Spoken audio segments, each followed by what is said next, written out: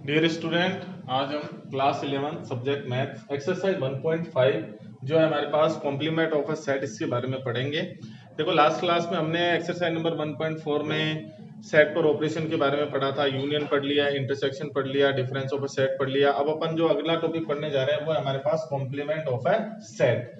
मतलब कोई सेट ए है, उसका कॉम्प्लीमेंट क्या होगा। देखो, जनरल बहुत सिंपल चीज है, आप ये समझिए कि मान लीजिए यूनिवर्सल सेट है, उसके अंदर मान लीजिए कोई सेट ए दिया हुआ, जैसे ये यूनिवर्सल सेट है, इसका एक सबसेट है ए। ओके, तो ए के अलावा जो ये बाकी सारे एलिमेंट्स हैं, जो यू के तो एलिमेंट है लेकिन ए के एलिमेंट नहीं है, ध्यान रखना। ये हमारे पास यूनिवर्सल सेट है, एक बाउंडेड हमारे पास एक एरिया हो गया, उसके अंदर हमारे पास एक सबसेट है, हमारे पास सेट ए, जिसपे अपने को सारे ऑपरेशंस करने होते हैं। तो इस ए, वो सारे एलिमेंट जो ए के अलावा हैं, ए के एलिमेंट नहीं है लेकिन यू के एलिमेंट है। मतलब अगर मैं इसको वेन डायग्राम में बताऊं तो ये सारा जो पोर्शन वाले जो एलिमेंट सारे आ जाएंगे, ये सब हमारे पास कहलाएंगे ए dash.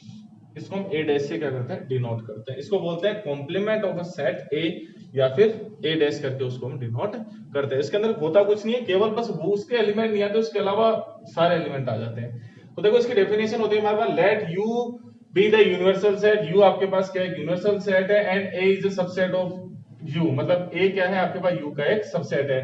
Then the complement of set A, मतलब ए का कॉम्प्लीमेंट है जो ए डैश होगा, is the set of all element. उसके अंदर वाले एलिमेंट आएंगे ऑफ यू, मतलब यू के वाले एलिमेंट आएंगे which are not the element of A. मतलब इस यू के वो सारे एलिमेंट आ जाएंगे जो किसके एलिमेंट नहीं है, ए के एलिमेंट नहीं है। मतलब एक को छोड़ करके बाकी सारा जो रीजन है, वो सारे जो एलिमेंट्स होंगे वो सब किसके अंदर आएंगे, हमारे पास ए डैश के अंदर आएंगे।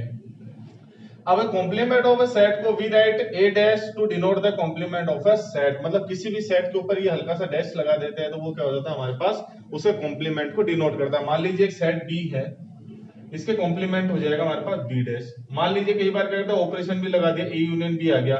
ए यूनियन बी का अगर आपको क्या चाहिए, कॉम्प्लीमेंट चाहिए, तो ये ब्रैकेट लगा के डैश लगा देंगे, इसका मतलब ए यूनियन बी का क्या आ जाएगा, कॉम्प्लीमेंट आ जाएगा। ओके, अब कॉम्प्लीमेंट में आप ध्यान रखना कि जिस सेट का कॉम्प्लीमेंट ले रहे हो वो वाले एलिमेंट नहीं आएंगे, उसके अलावा के सारे एलिमेंट आपके पास आ जाएंगे। ओके, अब देखो, इसको इस तरीके से लिखा जाता है हमारे पास जो सेट बिल्डर फॉर्म है, कि A dash is equal to all set of all x such that x is belongs to u। x u से बिलोंग करता है लेकिन x a से बिलोंग नहीं करेगा। मतलब वो सारे u के एलिमेंट आपके अंदर होंगे जो किसके एलिमेंट नहीं है, a के एलिमेंट नहीं है।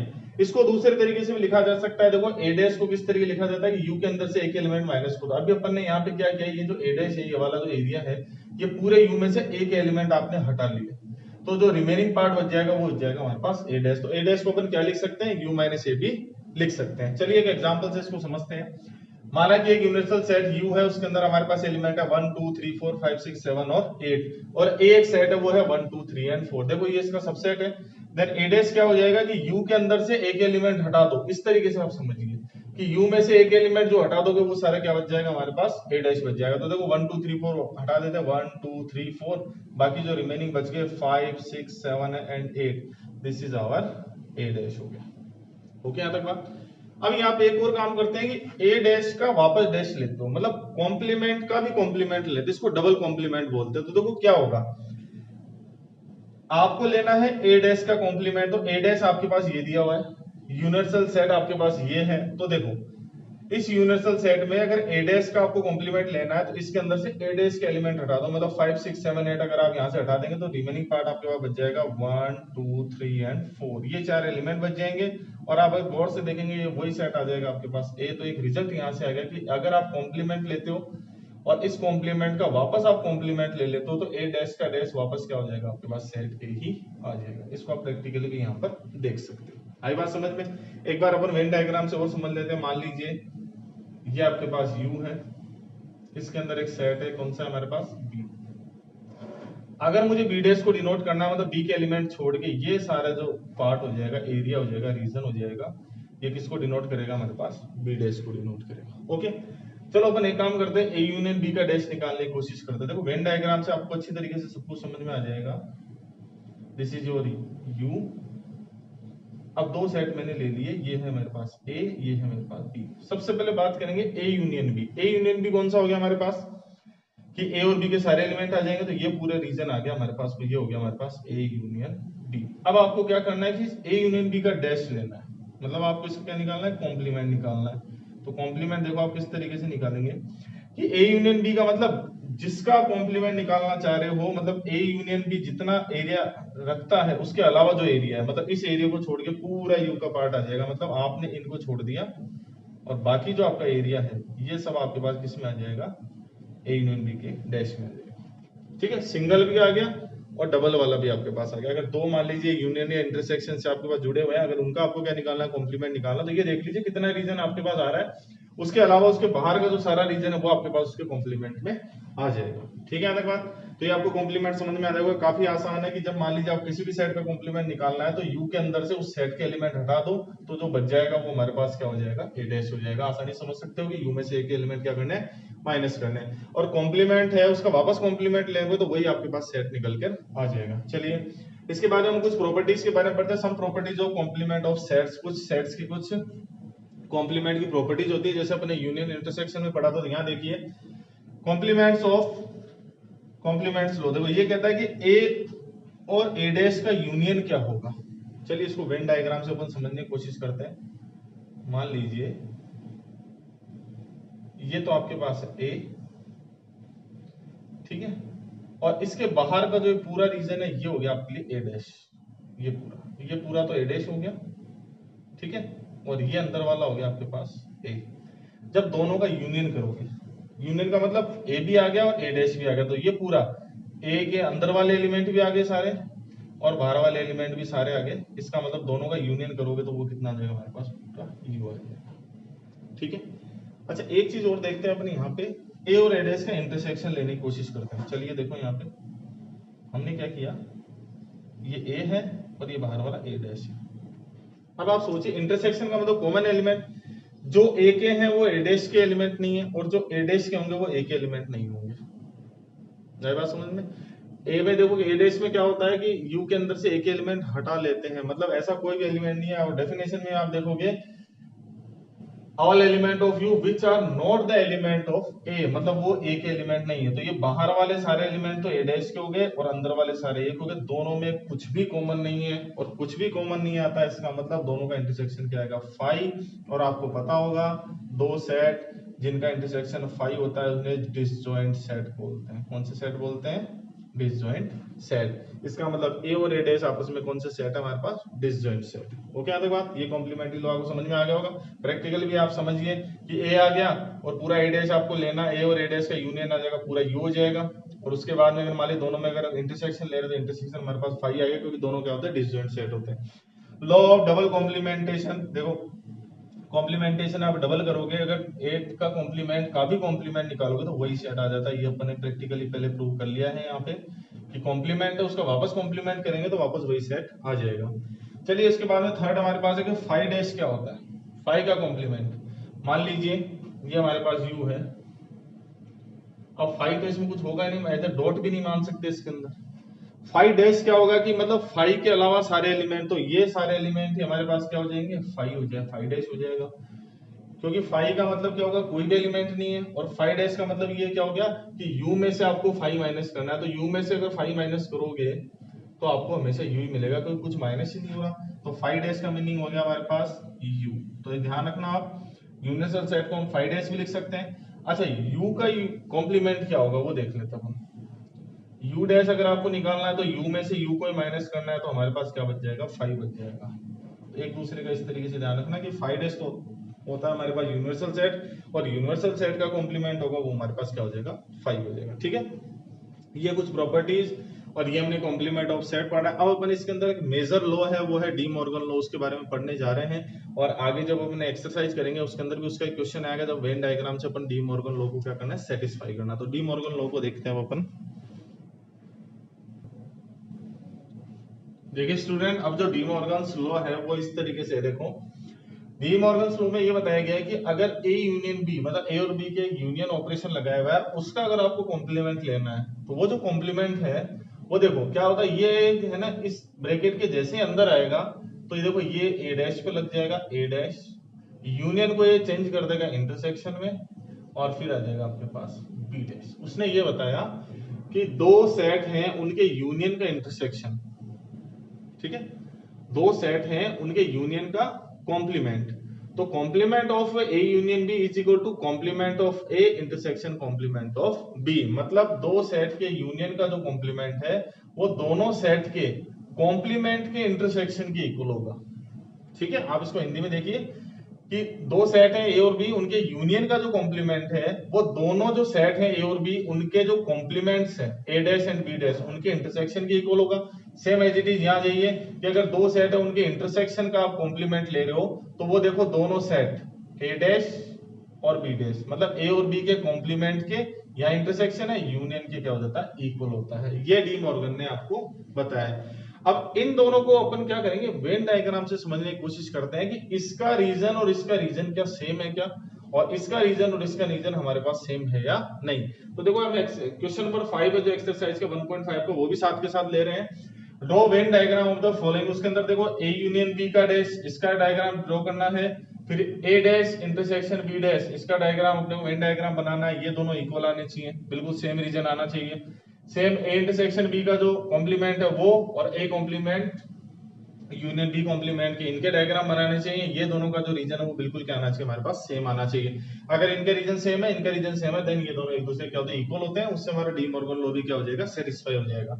तो चलो स्टार्ट करते हैं। सबसे पहले हम ये मान के चलेंगे, देखो कि ये हमारे पास u है और this is set A, this is set B, और ये इनका कॉमन रीजन है। ओके, अगर बात ये सेट ए है, ये कॉमन है आपके पास ए इंटरसेक्शन बी, और ये सेट हमारे पास बी है। चलो पहले और डिसाइड कर लेते हैं अपन, कुछ डायग्राम से बना लेते हैं। देखो ये ए ये बी, सबसे पहले अपन ले रहे हैं A union B. A union B लेते हैं, तो ए यूनियन बी में कौन से आ जाएगा, ए और बी का पूरा पार्ट आ जाएगा। This is A union B. अब मैं क्या कर रहा हूं, इस u से इसका क्या ले रहा हूं, कॉम्प्लीमेंट ले रहा हूं। कॉम्प्लीमेंट में देखो क्या हो जाएगा, ये हमारे पास है u, ये सेट ए, ये सेट बी।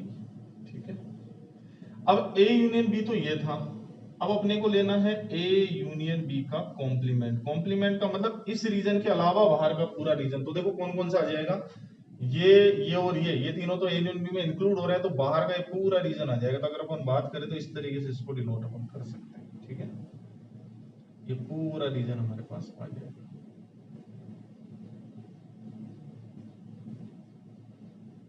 ये हमारे पास हो गया ए यूनियन बी का टेस्ट। ओके, इसके अंदर जो अंदर वाला है पूरा, ये वाला कोई भी पार्ट हमारे पास नहीं है।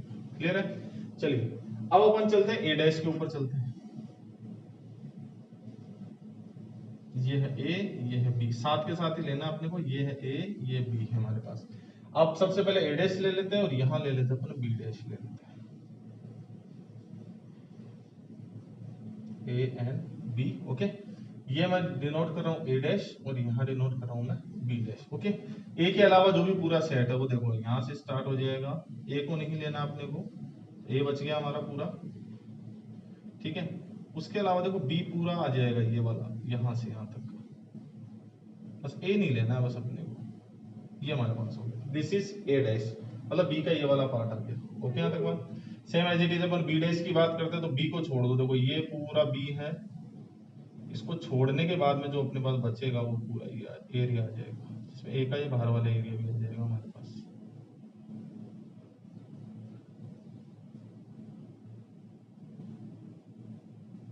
This is our B dash. अब अपने को क्या करना है, ए डैश और बी डैश का इंटरसेक्शन लेना। तो चलिए अपन ए डैश और बी डैश का इंटरसेक्शन ले लेते हैं।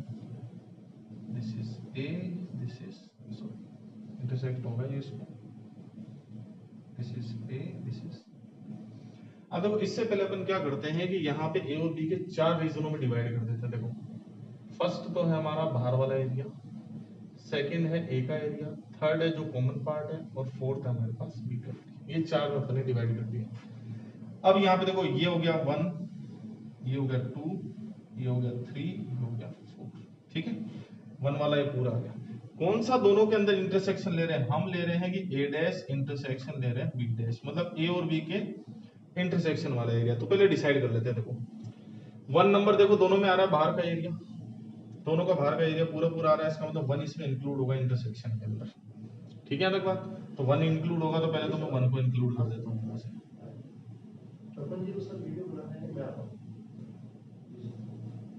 ठीक है, ये पूरा जो 1 वाला एरिया है मतलब बाहर वाला ये अपन ने ले लिया है। ओके, और देखते हैं अब सेकंड वाले की बात करते हैं, 2 वाले की। तो 2 वाला एरिया हो गया कि ए के अंदर वाला ये वाला एरिया, ये वाला एरिया देखो दोनों के अंदर कॉमन की बात करें तो इसमें नहीं आ रहा लेकिन इसमें आ रहा है, तो मतलब कॉमन नहीं है। कॉमन नहीं है तो मतलब इस वाले एरिया को अपने को नहीं लेना है। अब देखो यहाँ पे हमें सेकंड नंबर की बात करते हैं, ये सेकंड नंबर इसमें आएगा या नहीं आएगा। देखो सेकंड नंबर की बात करें, ए में ए डैश में नहीं है लेकिन बी डैश में, लेकिन कॉमन नहीं है दोनों के, इसका मतलब ये सेकंड नंबर वाला हमारे पास नहीं आएगा। थर्ड की बात करते हैं, दोनों का कॉमन एरिया बीच वाला, देखो यहाँ पे नहीं आ रहा और यहाँ भी नहीं आ रहा, दोनों के अंदर ये एरिया नहीं आ रहा है, इसका मतलब इन दोनों में कॉमन है ही नहीं, मतलब ये एलिमेंट ही नहीं आ रहा दोनों में। इसमें तो चलो ठीक था कि इसके अंदर ये एलिमेंट्स आ रहे थे, इसमें नहीं आ रहे थे, लेकिन दोनों में कॉमन नहीं थे। यहाँ नहीं तो इसमें आ रहा है, नहीं इसमें आ रहा है, इसका मतलब थर्ड वाला एरिया भी आपके पास इसके अंदर नहीं आएगा। अब हम बात करते हैं ये फोर्थ वाला एरिया जो हमारे पास ये है, देखो यहाँ पे इसकी बात करते हैं, इसमें नहीं है लेकिन इसमें है, तो कॉमन नहीं है, मतलब कॉमन होना चाहिए तो दोनों में हो, तो यहाँ है यहाँ नहीं है, इसका मतलब कॉमन नहीं है, तो ये वाला एरिया भी नहीं आएगा। तो जो हमारे पास बचा वो बच गया ए डैश इंटरसेक्शन बी डैश। अगर आप इसको और इसको अगर आप कंपेयर करो तो देखो ए और बी बीच में से पूरे खाली हैं आपके पास, तो ए यूनियन बी का डैश यहाँ से ए यूनियन बी का जो डैश है वो ए डैश इंटरसेक्शन बी डैश के क्या आ रहा है, इक्वल आ रहा है। इस तरीके से अपन क्वेश्चन नंबर जो 5 है हमारे पास उसके अंदर अपन क्या करेंगे, इस तरीके से वेन डायग्राम बना के उसको क्या कर देंगे, सॉल्व करेंगे। ठीक है, अब आ जाइए अगला जो इसके अंदर है वो अपने को ये सेकंड वाला लॉ प्रूव करना है कि ए और बी का इंटरसेक्शन का जो कॉम्प्लीमेंट है वो A complement union B complement के क्या है, इक्वल है। तो सबसे पहले अपन ए इंटरसेक्शन बी निकाल लेते हैं। देखो ये आ गया आपका U, this is A, this is B, ये हो गया आपका ए, ये हो गया बी।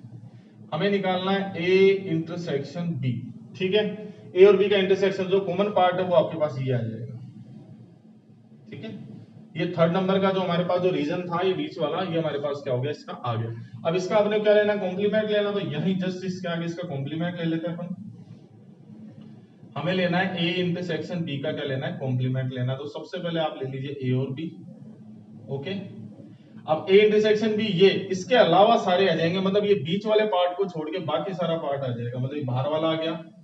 ठीक है, ए वाला यहां तक आ जाएगा पूरा, फिर ये बाहर वाला आ गया, बी वाले की बात करेंगे ये पूरा आ जाएगा। देखो केवल ये जो इनका कॉमन पार्ट था वो नहीं आएगा, बाकी ये सारा रीजन हमारे पास आ जाएगा। ठीक है, बात तो ये तो हो गया ए इंटरसेक्शन बी का डैश, मतलब आपके पास एलएचएस तो आ चुका है। अब आपको सोल्व करना है आरएचएस, ये देखना है आपको बस ए डैश यूनियन बी डैश। तो सबसे पहले देखो वही बात करते हैं, ये ए डैश और बी डैश दिया हुआ है, मैं डायरेक्ट यहां से अगर इनका यूनियन ले लूं तो देखो यूनियन में क्या क्या आएगा। यूनियन का मतलब वो होता है, देखो मैं वही 4 ले रहा हूं आपके पास, ये हो गया हमारे पास फर्स्ट, ये हो गया सेकंड, ये हो गया थर्ड, ये हो गया फोर्थ। ओके, चारों रीजन पे डिस्कशन ले लेंगे।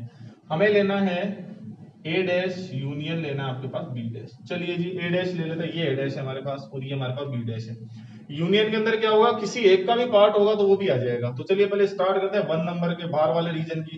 तो देखो बाहर वाले रीजन इसमें भी है और बाहर वाले रीजन इसमें भी पूरे में, इसका मतलब ये तो कॉमन आ रहा है आपके पास, इसका मतलब जो 1 नंबर का रीजन है वो तो आपके पास पूरा आएगा ही आएगा। ये बाहर वाला पूरा रीजन ले लेते हैं और बी के अलावा का सारा, ये तो हमारे पास आएगा ही। चलिए पहला काम तो ये हो गया, जो फर्स्ट नंबर का जो रीजन था वो तो हमारा इसमें इंक्लूड है। ओके, अब बात करते हैं सेकंड नंबर वाले इसकी, ये वाला एरिया। तो यहां से देखेंगे, देखो ये इसका पार्ट नहीं है लेकिन इसका पार्ट है, मतलब ए डैश में ये नहीं आ रहा है लेकिन बी डैश में आ रहा है। तो आपको क्या करना होता है, इसके अंदर जो कॉमन है वो भी ले लेंगे और सिंगल सिंगल पार्ट है वो सारे एलिमेंट है, मतलब ये बी डैश के अंदर इंक्लूड हो रहा है तो ये भी हमारे पास यूनियन में क्या हो जाएगा, इंक्लूड हो जाएगा। तो सेकंड नंबर वाला पार्ट भी हमारे पास आ चुका है। अब बात करते हैं थर्ड नंबर वाले रीजन की। तो थर्ड नंबर वाला रीजन देखो न तो इसमें है न इसमें, दोनों में नहीं है, यहाँ भी नहीं आ रहा और यहाँ भी नहीं आ रहा है, तो ए डैश में न बी डैश में, मतलब ये आपके पास खाली रहेगा, इसके अंदर कोई भी एलिमेंट इस रीजन में नहीं आएगा। चलिए आगे बात करते हैं फोर्थ नंबर की। बी के ये वाला पार्ट यहाँ तो नहीं है लेकिन इसका हिस्सा है, इसका मतलब ये इसमें इंक्लूड हो जाएगा। ठीक है, अब आप इसको गौर से देखेंगे, केवल हमारे पास क्या हुआ, इसको देखिए इसको देखिए, केवल ये बीच वाला ए इंटरसेक्शन जो बी है वो नहीं आ रहा, इधर भी आपके पास ये नहीं आ रहा, इसका मतलब ये दोनों क्या है हमारे पास रीजन के अंदर बिल्कुल इक्वल है। तो ए इंटरसेक्शन बी का जो डैश होता है, मतलब ए और बी का जो इंटरसेक्शन का कॉम्प्लीमेंट है वो A complement union B complement के क्या होता है, इक्वल होता है। इस मॉर्गन लॉ को आप क्या करना, थोड़ा ध्यान रखना कि जब अपन एक्सरसाइज नंबर इसके जस्ट अगली वाली करेंगे तो कई बार क्या होता है कि जब अपन नंबर ऑफ एलिमेंट्स की बात करेंगे तो उसके अंदर हमारे पास कई बार ये चीजें काम में आ जाती हैं, और जब हम इसकी मिसलेनियस करेंगे उसके अंदर भी हमारे पास कई जगह ये काम में आ सकते हैं। तो आप ये ध्यान रखना, डी मॉर्गन लॉ क्या है, बिल्कुल सिंपल है कि ए यूनियन बी का कॉम्प्लीमेंट, ए कॉम्प्लीमेंट यूनियन को इंटरसेक्शन में चेंज कर देगा, बी कॉम्प्लीमेंट के इक्वल हो जाएगा। सेम अगर मान लीजिए इंटरसेक्शन का कॉम्प्लीमेंट करते हो तो ए कॉम्प्लीमेंट इंटरसेक्शन यूनियन में चेंज हो जाएगा, बी कॉम्प्लीमेंट के इक्वल हो जाएगा। ये हमारे पास क्वेश्चन नंबर 5 है जिसके अंदर अपन ने ए यूनियन बी का डैश निकाला, ए डैश बी डैश से हमारे पास A dash intersection B dash निकाला, ए डैश बी डैश से A dash intersection union B dash निकाला। ओके, यहाँ तक बात, क्वेश्चन नंबर 5 भी कंप्लीट और ये डी मॉर्गन लॉ भी कंप्लीट। अब अपन वन बाय वन अपनी एक्सरसाइज कंप्लीट करते हैं।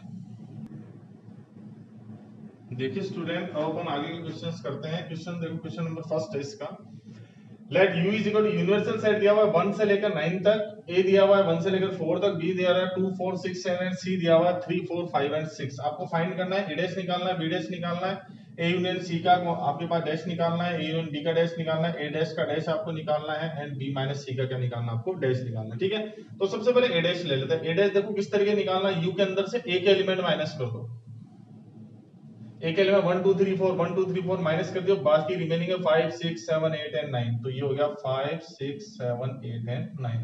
This is our a dash. अब b डैश की बात करते हैं, u के अंदर से b के एलिमेंट माइनस कर दो, 2 4 6 8। तो देखो एक तो 2 माइनस करना है, 4 करना है, 6 करना है, 8 करना है, ये चारों माइनस कर देंगे तो बच जाएगा 1 3 5 7 एंड 9। ओके, यहाँ तक बात। चलिए अब बात करते हैं, देखो ये एक ऑपरेशन लगाना है, पहले तो a यूनियन c और उसका भी निकालना है, आपको क्या निकालना है, कॉम्प्लीमेंट निकालना। तो देखो करना कुछ नहीं है, पहले a यूनियन c निकाल लो। तो देखो पहले यहाँ पे a यूनियन c ले लेते हैं। हमने देखो किस तरीके से निकाला था, पहले तो a के सारे एलिमेंट ले लो a यूनियन c के अंदर 1 2 3 एंड 4, और फिर c के जो रिमेनिंग है वो ले लो। देखो 3 और 4 तो आ चुका है, 5 और 6 भी आ जाएगा।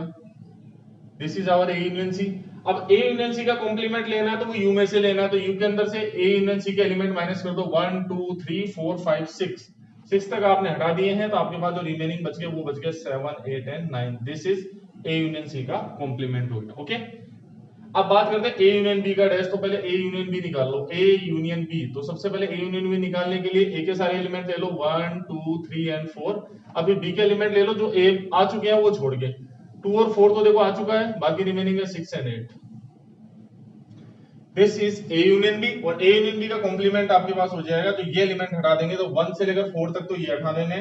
उसके बाद में देखो कौन सा हटाना है, 6 और 8, मतलब ये और ये 6 और 8 माइनस कर देंगे, 5 7 और 9, ये 5 7 and 9। This is our a union b का डैश। ओके, अब बात करते हैं a कॉम्प्लीमेंट का भी कॉम्प्लीमेंट निकालना है। तो देखो सबसे पहले a का कॉम्प्लीमेंट जो अपने लिखा हुआ है पहले वो लिख लो, 5 6 7 8 एंड 9। ओके, और इसका आपको लेना है कॉम्प्लीमेंट लेना है। ठीक है, इन एलिमेंट्स का भी कॉम्प्लीमेंट, तो इन एलिमेंट्स को वापस a में से माइनस कर दो। देखो 5 6 7 8, 5 6 7 8 और 9 माइनस कर देंगे तो हमारे पास रिमेनिंग बच जाएंगे 1 2 3 एंड 4, ये सेट। और ये सेट आप देखेंगे पूरा किसके इक्वल है, a के इक्वल। और ये हमने प्रॉपर्टी पढ़ी भी थी कि डबल हमारे पास कॉम्प्लीमेंट क्या होता है, a डैश का डैश क्या होगा, ये a कॉम्प्लीमेंट का भी कॉम्प्लीमेंट, वापस वही सेट हमारे पास आ जाता है। ओके, यहाँ तक बात।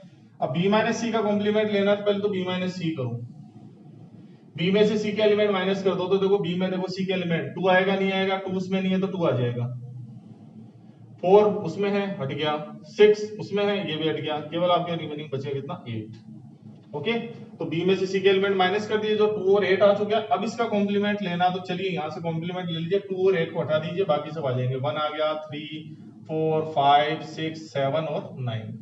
2 और 8 को हमने हटा दिया, ये b माइनस c का क्या आ गया हमारे पास, कॉम्प्लीमेंट आ गया है। तो इस तरीके से आप क्या कर सकते हैं, कॉम्प्लीमेंट निकाल सकते हैं, काफी आसान है। क्वेश्चन नंबर सेकंड लेते हैं। क्वेश्चन नंबर सेकंड देखो ये कह रहा है, if u is equal to a b c d e f g and h, find the complement of the following set. इन सभी सेट्स के कॉम्प्लीमेंट निकालने, तो अपन सॉल्यूशन की बात कर लेते हैं यहाँ पे। तो देखो एक तो आपको निकालना है a डैश निकालना है, सिंपल है, a के सारे एलिमेंट माइनस कर दो, a b c माइनस कर दिया तो बचेगा क्या, d e f g and h। Second आप चलते हैं, देखो आपको निकालना है b डैश, b डैश में क्या करना है, d e f g, d e f g, ये चारों एलिमेंट आपके माइनस हो गए। अब अगर रिमेनिंग क्या बच गया, a b c और h, a b c and h, ये 4 एलिमेंट्स आ जाएंगे।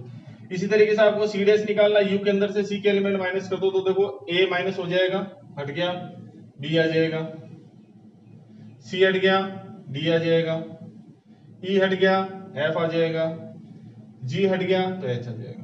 ये 4 एलिमेंट्स आ गए। इसी तरीके से हम डी डैश भी निकाल लेते हैं। देखो एफ जी एच और ए, एफ जी एच ये तीनों एलिमेंट, और ए हट जाएगा तो बीच में हो गया, बच गया बी सी डी ई। तो एक बी आ जाएगा, सी आ जाएगा, डी आ जाएगा, ई आ जाएगा। ये 4 एलिमेंट हमारे पास किसमें हो जाएंगे, डी डैश में हो जाएंगे, कॉम्प्लीमेंट ऑफ डी के अंदर हो जाएंगे। ठीक है, अब अपन बात करते हैं क्वेश्चन नंबर जो 4 है हमारे पास, वो देखो ये है, if u is equal to 1 2 3 4 5 6 7 8 9, set A दिया हुआ है 2 4 6 8, सेट B दिया हुआ है 2 3 5 एंड 7। अब आपको वेरीफाई करना है कि ये इसके इक्वल होता है। ये हमारे पास लॉ है De Morgan's law. De Morgan law में ये है कि A यूनियन B का complement A complement intersection B complement, और A इंटरसेक्शन B का complement A complement union B complement. तो देखो सबसे पहले इनके लिए अपने को ये सारी चीजें निकालनी पड़ेंगी। 4 चीजें निकालनी है। ए डैश निकालना है, तो क्योंकि ए तो अपने को दिया हुआ है, ठीक है। उसके बाद में आपको निकालना है बी डैश निकालना है, उसके बाद में आपको निकालना है ए यूनियन बी निकालना है, उसके बाद में आप निकालना है ए इंटरसेक्शन बी निकालना है। ये 4 चीजें आपको निकालनी है, ओके। और फिर ये वाले आपको जो लेने पड़ेंगे, ये ऑपरेशन भी अपन साथ के साथ कर लेंगे। तो यहाँ पे ये भी लिख देते हैं कि A dash union B dash ले लो, और एक ले लो ए डैश इंटरसेक्शन बी डैश ले लो। ये 5 चीजें आप निकाल लेते हो। चलो स्टार्ट करते हैं। देखो ए डैश मतलब ए के सारे एलिमेंट हट जाएंगे, 2 4 6 8, तो 2 हटा दो, 4 हटा दो, 6 हटा दो, 8 हटा दो। ये हटाने के बाद में हमारे पास 8 बचेगा, 1 3 5 7 एंड 9, ओके। सारे इवन नंबर हट गए, ऑड नंबर्स बच गए। बी डैश की बात करते हैं। देखो बी के सारे एलिमेंट 2 3 5 7, 2 3 5 एंड 7 ये हट गए, तो आपके पास बच गया 1 4 6 8 एंड 9, ओके। चलिए जी, ये आपके पास है। अब निकालना ए यूनियन बी। चलिए ए और बी का यूनियन ले लो। ए और बी के यूनियन के अंदर ए के सारे एलिमेंट तो पहले लिख लो, 2 4 6 एंड 8। अब जो बच गए वो लिखो, जो रिपीट हो रहे वो नहीं लिखना। देखो 2 एक बार आ चुका, ये नहीं लिखना। 3 नहीं आया, 3 लिख देंगे हम, ठीक है। 5 नहीं आया, 5 लिख देंगे हम इसमें, और 7 नहीं आया, 7 लिख देंगे। थोड़ा सा एक काम और कर सकते हैं अपन यहाँ पे इसको, ये कुछ क्या है डिसेंडिंग या असेंडिंग ऑर्डर में नहीं है, तो अपन क्या करते हैं इसको असेंडिंग ऑर्डर में लिख लेते हैं। हम ए इंटरसेक्शन बी बाद में निकाल लेंगे, ठीक है। असेंडिंग ऑर्डर में अपन लिखते हैं। देखो 2 आ जाएगा, फिर 3 आ जाएगा, फिर 4 आ जाएगा, 5 आ जाएगा, 6 आ जाएगा, 7 आ जाएगा, 8 आ जाएगा। ये सारे एलिमेंट्स हमारे पास ए यूनियन बी में आ चुके हैं, ओके। ए इंटरसेक्शन बी लेना बहुत सिंपल है, दोनों के अंदर कॉमन एलिमेंट है। देखो एक तो 2 आ रहा है, 4 भी नहीं आ रहा, 6 भी नहीं आ रहा, 8 भी नहीं आ रहा, तो ओनली एक एलिमेंट आ जाएगा ए इंटरसेक्शन बी में, वो हो गया हमारे पास 2। आगे बढ़ते हैं। देखो ए डैश यूनियन बी डैश, मतलब ए डैश और बी डैश का यूनियन लेना है आपको। तो यहां से देखो ये तो हो गया ए डैश और ये हो गया आपके पास बी डैश। यूनियन लेना है मतलब पहले ए डैश को पूरा लिख लो, 1 3 5 7 एंड 9, ओके।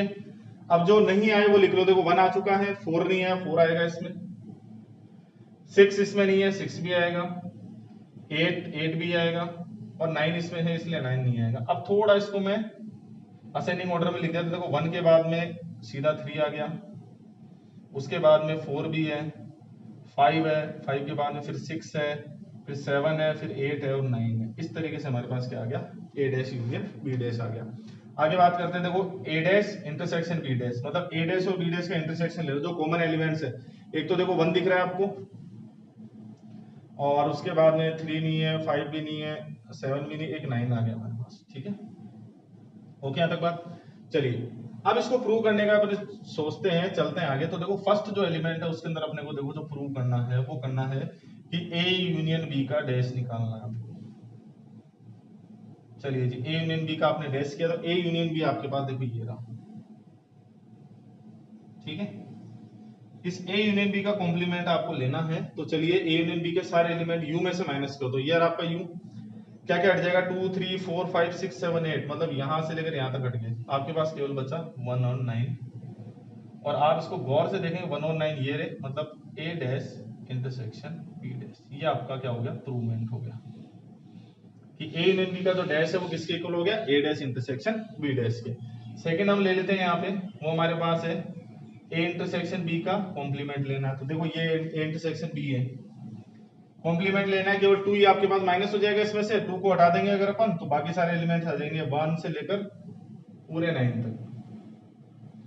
1 3 4 5 6 7 8 एंड 9। अब आप इसको गौर से देखेंगे, हमने यहाँ पे काम किया था ये वाला ए डैश यूनियन बी डैश। ए डैश यूनियन बी डैश को गौर से मैच करो। देखो 1 आ गया, 3 आ गया, 4 5 6 7 8 एंड 9। तो ये हो गया ए डैश यूनियन बी डैश। ये आपके पास सेकंड वाला लो क्या होता है, वेरीफाई हो जाता है। आगे होगी आपके पास समझ में किस तरीके से अपन ने किया। यू था, ए था, बी था, हमने ए डैश निकाला, बी डैश निकाला, ए यूनियन बी निकाला, असेंडिंग ऑर्डर में नहीं था, वापस असेंडिंग में लिख दिया, ए इंटरसेक्शन बी निकाल दिया। फिर ए डैश और बी डैश जब आ गया तो इनका यूनियन ले लिया, इंटरसेक्शन ले लिया। फिर हमारा जो फर्स्ट जो आपके पास था ए यूनियन बी का कॉम्प्लीमेंट लेना था, ये आया, ये A complement intersection B complement के इक्वल है, और ए इंटरसेक्शन बी का जो कॉम्प्लीमेंट है वो ए डैश यूनियन बी डैश के इक्वल है। तो ये हमारे पास यहाँ पे 3 क्वेश्चन फर्स्ट, सेकंड और फोर्थ कंप्लीट होता है। अब अपन आगे के क्वेश्चन लेते हैं।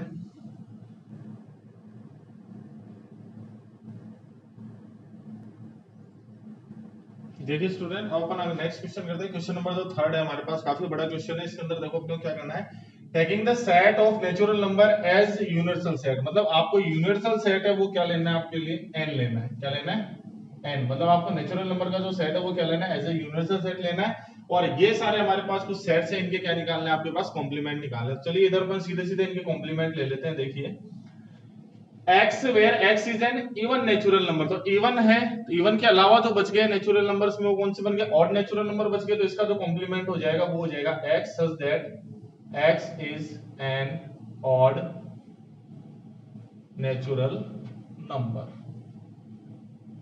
वो क्या बात। चलिए सेकंड वाले का लेते हैं। देखो सेकंड वाला ये कह रहा है कि x such that x is N odd natural number. तो ऑड के अलावा जो बच गए इस u में, या आपके पास u की जगह अपन बात करेंगे नेचुरल नंबर के सेट में, ऑड के अलावा जो बच गए सारे इवन नंबर बच गए। तो अपन इसको लिखेंगे इस तरीके से, x where x is an even natural number. ठीक है, चलिए थर्ड पे आ जाते हैं अपन। ये कह रहा है x such that x is a positive multiple of 3। अब देखो यहाँ पे पॉजिटिव वर्ड क्यों आया है, मल्टीपल ऑफ 3 भी आ सकता है, तो मल्टीपल ऑफ 3 में नेगेटिव नंबर भी आ सकते हैं। लेकिन देखो जिस भी सेट का कॉम्प्लीमेंट लेते हैं तो जो u है, u का वो सबसेट होना चाहिए। तो इसमें नेगेटिव नंबर आ नहीं सकता आपके पास, ये सारे पॉजिटिव नंबर ही आएंगे। u का क्या होना चाहिए, वो सबसेट होना चाहिए, तभी आप u में से उसको क्या कर सकते हो, माइनस कर सकते हो। तो u को अगर मान लीजिए यूनिवर्सल सेट होना है, ये इसका सबसेट होगा, तो यहाँ पे पॉजिटिव नंबर ही आएंगे। वो मल्टीपल ऑफ 3, तो -3 भी मल्टीपल ऑफ 3 है, लेकिन -3 उसमें बिलोंग नहीं करेगा हमारे पास। तो ये उसका सबसेट कब होगा u का, जब ये क्या होगा, पॉजिटिव मल्टीपल ऑफ 3 होंगे। तो अगर ये मान लीजिए कि मल्टीपल ऑफ 3 है, तो हमें मल्टीपल ऑफ 3 नहीं लेना है, बस सीधी सी बात है, मल्टीपल ऑफ 3 के अलावा सारे आ जाएंगे। x such that x is not A positive multiple of 3। Okay यहाँ तक बात। चलिए कि x क्या नहीं है, 3 का पॉजिटिव मल्टीपल नहीं है। इसके बाद में अपन आगे बढ़ते हैं। देखो प्राइम नंबर, तो प्राइम नंबर के अलावा जो बच गए वो सारे क्या होते हैं, कंपोजिट नंबर होते हैं, ध्यान रखना। मतलब प्राइम, जैसे हमने बात की इवन को छोड़ के जो बचेंगे वो सारे ऑड हो जाएंगे, और ऑड को अगर अपन ने छोड़ दिया तो वो सारे क्या हो जाएंगे, इवन नंबर हो जाएंगे। ऐसे प्राइम और कंपोजिट होता है, लेकिन वन जो होता है ना वो न तो प्राइम होता है न कंपोजिट होता है। तो अगर मान लीजिए प्राइम नंबर नहीं है, तो प्राइम नंबर नहीं है, तो जो बच गए वो सारे क्या हो गए, कंपोजिट नंबर हो गए। लेकिन कंपोजिट नंबर जो स्टार्ट होता है वो देखो कहां से होता है, 4 से स्टार्ट होता है। 2 और 3 हमारे प्राइम नंबर होते हैं, ये तो अपने को लेने नहीं, लेकिन इसके अंदर क्या है, नेचुरल नंबर के अकॉर्डिंग 1 भी इंक्लूड करना पड़ेगा, क्योंकि 1 वहां पे बच जाएगा। तो यहाँ पे अपन इसको इस तरीके से लिखेंगे, x is a composite number, composite number and x is equal to 1। ठीक है, कंपोजिट नंबर है सारे, और x इसके इक्वल है, एक भी आपके पास यहाँ पे इंक्लूड हो जाएगा। ओके यहाँ तक बात। चलिए अपन आगे बढ़ते हैं। अगला जो है, x is a natural number divisible by 3 and 5 का मतलब समझ लेना, जो 3 और 5 दोनों से डिवाइड होते हैं, केवल वो नंबर आपके पास इसके अंदर आएंगे, अकेले 3 वाले नहीं आएंगे, अकेले 5 वाले नहीं आएंगे। ध्यान रखना, इसको आप थोड़ा ढंग से समझना। 3 एंड 5 का मतलब आप इस तरह समझेंगे कि ऐसा नंबर जो 3 और 5 दोनों से डिवाइड, जैसे मैं बात करूं 10 की, तो 10 इसमें नहीं आएगा, क्योंकि 10 केवल 5 से डिविजिबल है, 3 से डिविजिबल नहीं है। 15 जरूर आ जाएगा, 15 3 से भी डिविजिबल है, 5 से भी डिविजिबल है। ऐसे 45 आ जाएगा, वो 3 से भी डिविजिबल है, 5 से भी डिविजिबल है। तो कुल मिला के इनसे डिविजिबल नहीं होना चाहिए। तो अपन ये बात कर लेते हैं अपन यहाँ पे।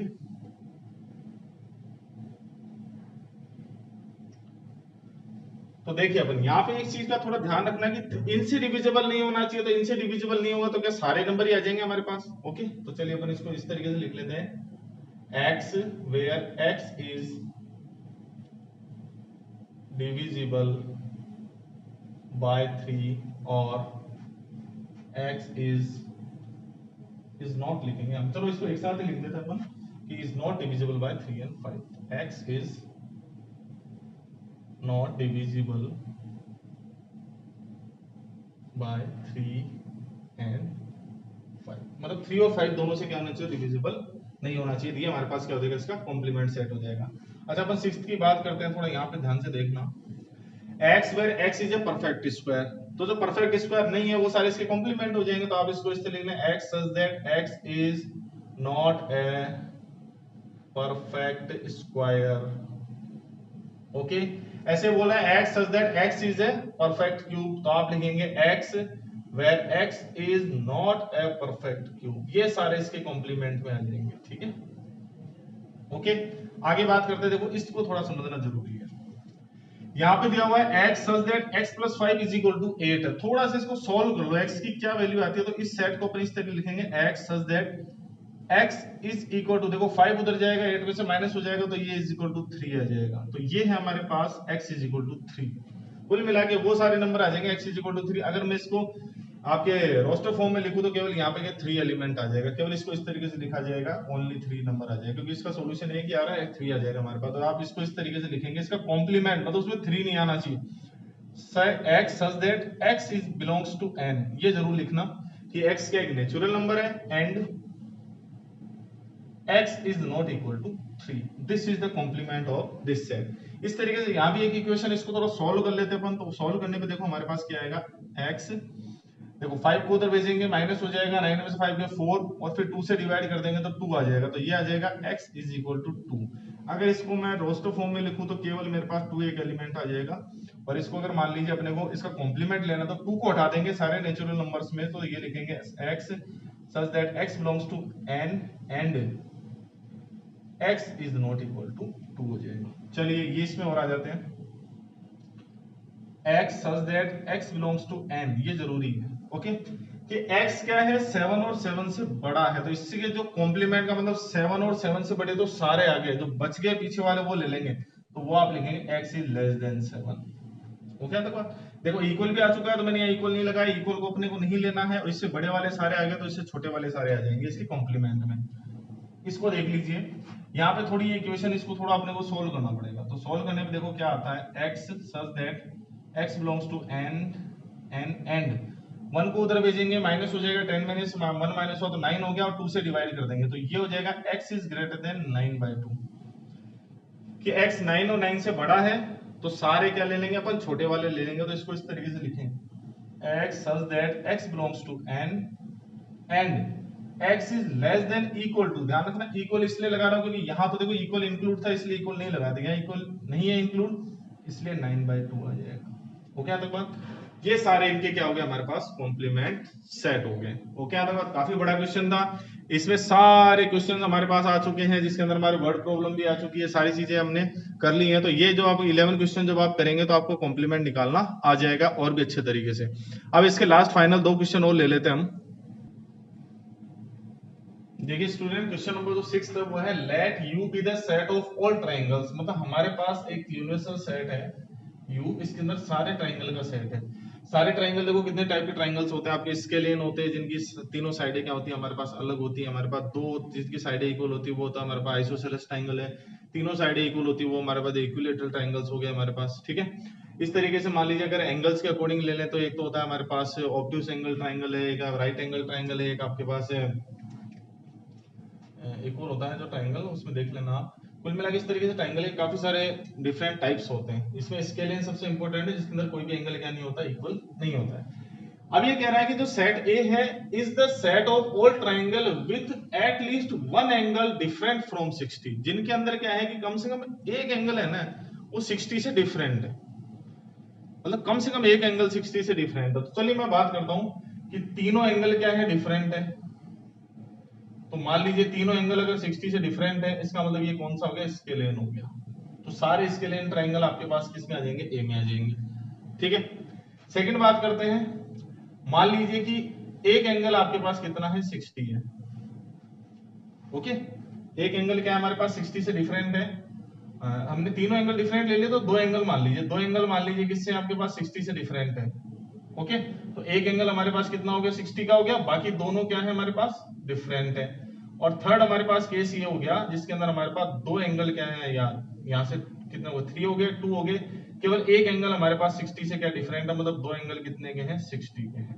यहां से समझिए कि तीनों एंगल डिफरेंट है, इसका मतलब एक भी एंगल 60 का नहीं है।